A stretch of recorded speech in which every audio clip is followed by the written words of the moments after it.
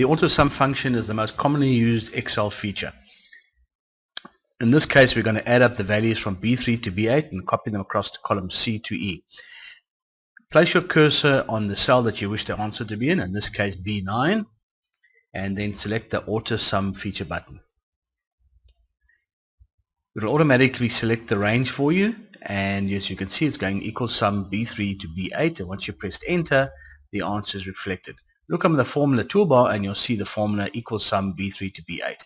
We will now copy that across to the relevant adjacent cells using the copy and paste command. You will notice that each answer is now relevant to the column that it's in.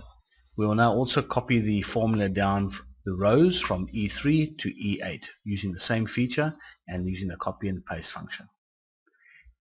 AutoSum is a really powerful tool. Use it and be aware of possible errors that can be made, which we'll talk about later.